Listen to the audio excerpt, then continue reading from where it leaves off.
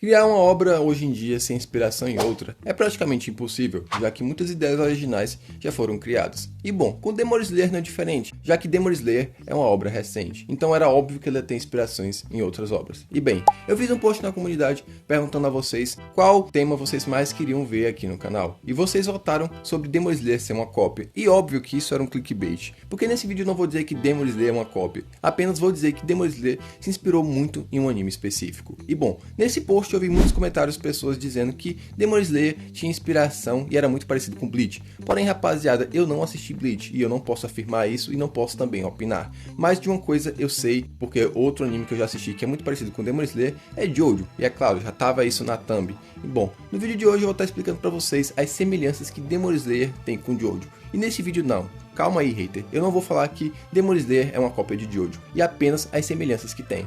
Bom, se você quer saber quais são essas semelhanças, fica aqui no vídeo. E é claro, não esquece de deixar seu like. Se você é novo, se inscreve aqui no canal e ativa o sininho para não perder mais nenhum vídeo aqui no canal. Agora, sem mais enrolação, bora pro vídeo. Jojo, como o próprio título do anime já diz, ele é um anime muito bizarro, que tem vilões que parece que vieram da parada gay.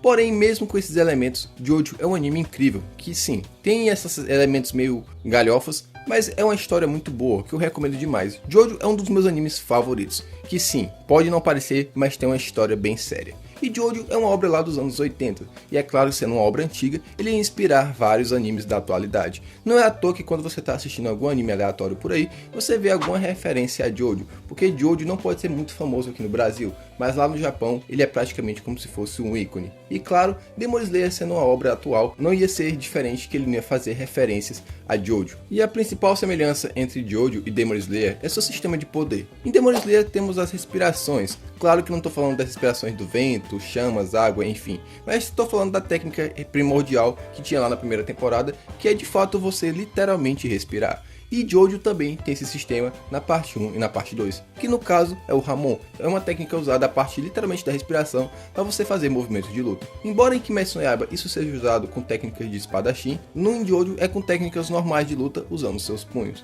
E bom, outra semelhança também é que as técnicas de respirações foram técnicas usadas para matar demônios, enquanto o Ramon foram técnicas usadas para matar vampiros. E claro, demônios e vampiros nesses dois universos têm muitas semelhanças, já que os demônios de Demon Slayer, eles não conseguem andar na luz do sol, e da mesma forma que os vampiros, também eles não conseguem andar na luz do sol. E outra coisa que é bem interessante é que os dois também se alimentam de humanos, e meio que era uma praga ali na humanidade. E a semelhança não fica só entre isso. Um ponto que é muito semelhante são os vilões. Muzan e Jill são muito parecidos, porque ambos são personagens que são vilões, porque sim, eles não tiveram nenhum tipo de motivo para ser um grande vilão das obras. No caso de Muzan, ele só era uma criança doente, e por isso ele ficou revoltadinho, porque ele não conseguia ser um humano normal que conseguia ter uma vida sem precisar de outras pessoas estarem cuidando dele. E no caso do Jill foi um pouco mais diferente. No caso do Jill, ele nasceu numa família que não era muito bem estruturada. Seu pai batia muito na sua mãe, o que fez ela acabar morrendo depois de um tempo, e seu pai tratava o Jill muito mal. E depois que seu pai morreu,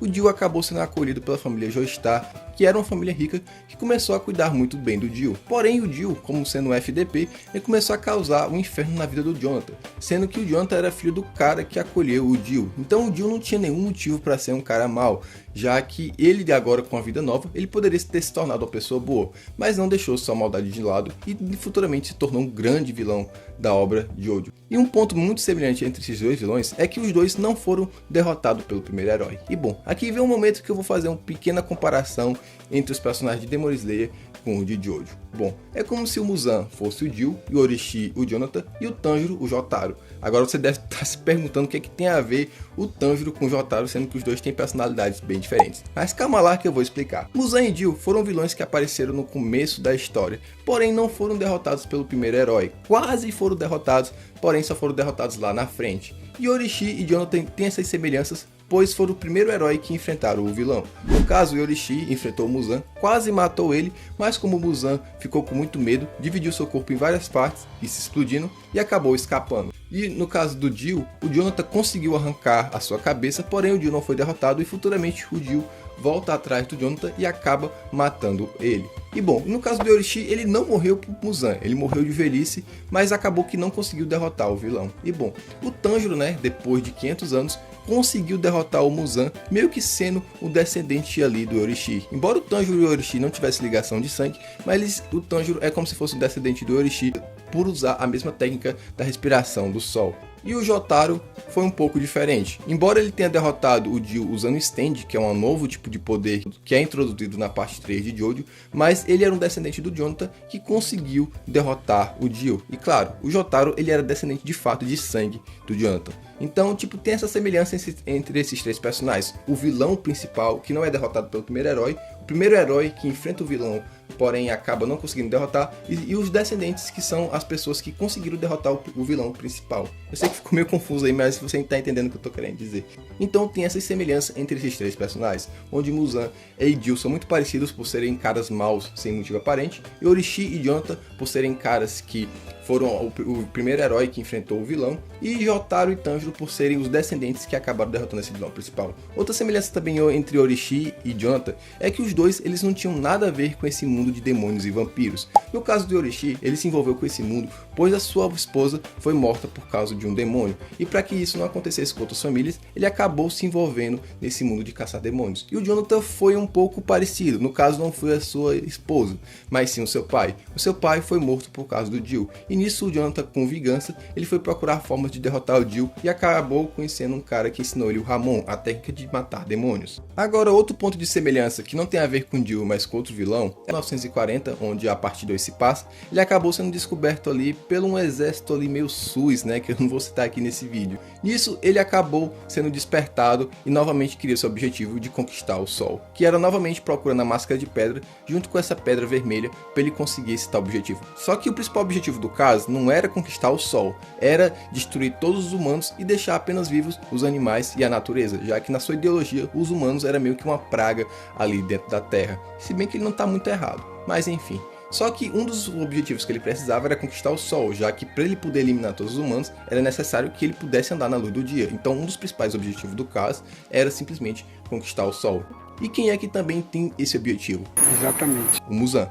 O Muzan tem o objetivo de conquistar a luz do Sol, só que diferente do Kaz, o Muzan não queria destruir toda a humanidade, porque talvez ele quisesse ali curtir uma praia ou ver um nascer do Sol, enfim. E isso é bem interessante, já que em Jojo, o Kaz precisava da Pedra Vermelha, e no caso de Demon Slayer, o Muzan precisava do Lírio da Aranha Azul, já que o que transformou o Muzan em demônio foi essa planta, porque ele acreditava que se ele conseguisse essa planta, ele conseguiria criar um tipo de vacina ou de um remédio que conseguisse ele andar na luz do Sol. E outro ponto também que tem muita semelhança com o Kaz em Demon Slayer é simplesmente o final da história. Bom, lá vem o spoiler. Se você não assistiu nem o final de Demon Slayer e nem a parte 2 de Jojo, cuidado que vem spoilers agora. E em Demon Slayer sabemos que depois que o Muzan é derrotado, ele passa todo o seu poder pro Tanjiro, e acaba que o Tanjiro se torna um Oni, que é praticamente um Oni que conseguiu conquistar a Luz do Sol. Ele era praticamente um Muzan, só que agora na Luz do Sol. O que deu muita dor de cabeça ali pra galera, como é que eles iam derrotar um demônio que não morria pra Luz do Sol, onde causou simplesmente um desespero ali, que se não fosse pela canal com seu antídoto,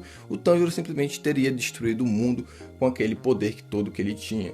E bom, foi basicamente o que aconteceu no final da parte 2 de Jojo, que quando o Kaz consegue a máscara de pedra junto com a pedra de rubi, ele se torna uma criatura que é simplesmente imune ao sol e é praticamente impossível de derrotar ele, nem mesmo a larva conseguia derrotar esse personagem. E uma coisa que é bem interessante é que as duas cenas são muito parecidas, tanto em Demon Slayer quanto em Jojo.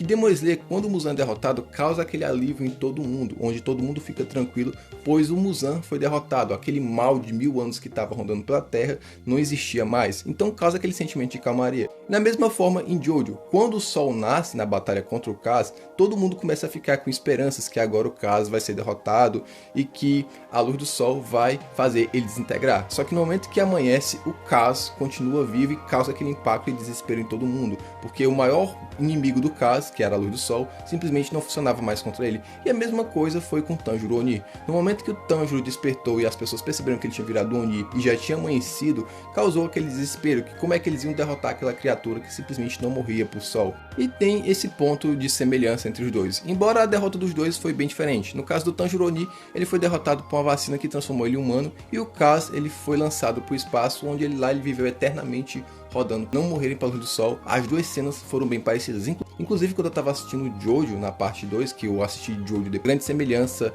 entre o final da obra lá, quando o Tanjiro vira Oni. E bom, outra semelhança também, só que essa aqui é bem de leve, é entre o Dio da parte 3 e o Doma, porque no Dio da parte 3 é mostrado que ele se alimentava de mulheres, ele seduzia as mulheres e no caso só queria elas para fazer aquilo que vocês já sabem e depois absorver elas. A mesma coisa com o Doma, não sei se o Doma sempre usava, né, para fazer aquele negócio, mas ele acabava se alimentando das mulheres e seduzindo elas para fazer o que ele queria na sua seita. O que é algo bem semelhante, mas eu diria que foi só uma coincidência mesmo, porque vilões que absorvem mulheres que fazem isso é bem comum em vários animes. E bom, rapaziada, esses foram pontos em Demon Slayer que eu achei bem semelhante a Jojo. E agora eu quero saber a sua opinião. Você acha que de fato Demon Slayer se inspirou em Jojo ou foi só coincidência? Ou você acha também que Demon Slayer foi safado e copiou essas cores de Jojo na cara dura? Eu quero que vocês deixem aqui nos comentários. Caso tiver outras coisas que é muito semelhante entre Demon Slayer e Jojo, deixe aqui nos comentários que talvez possa rolar uma parte 2. E bom, sobre o lance de Demon Slayer ser muito parecido com Bleach,